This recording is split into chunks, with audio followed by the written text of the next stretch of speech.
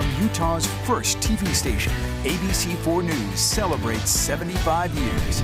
Welcome to ABC 4 News at 10. I'm Glenn Mills. And I'm Emily Flores. We thank you for joining us. The timeline for the special election to replace Representative Chris Stewart released tonight, pushing the municipal elections back a few weeks. Lawmakers making the move to limit the time the seat sits empty. It will be the first time in several decades that a general election will not be held on the first Tuesday of November. Governor Spencer Cox announcing the timeline today, also calling the legislature into a special session to fund that election. Lawmakers will convene for that special session next Wednesday, June 14th at 4 p.m.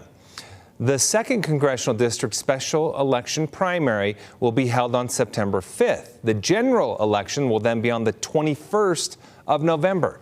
Governor Cox in a statement saying that the timeline will help ensure a smooth and efficient transition with minimal disruption to the election process. Now, political parties now gearing up for the election battle. Democrats hoping the timeline can create some interest.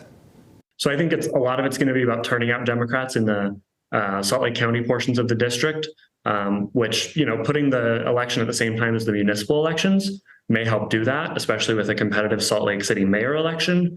Republicans holding a big advantage in the district, feeling good about holding on to the seat. House Majority Leader Mike Schultz on Inside Utah Politics this week talking about the process. We as a legislature in the state of Utah, we will not let that seat sit vacant for very long. We can't afford to. Utah can't afford to lose that representation back in Washington, D.C. If you look at the names that are coming out, at least from the Republican side, they're going to have a big field to choose from. All right, U.S. Representative Chris Stewart will officially resign from his congressional seat on September 15th. In his letter to Governor Cox, he said it was his pleasure to serve the state.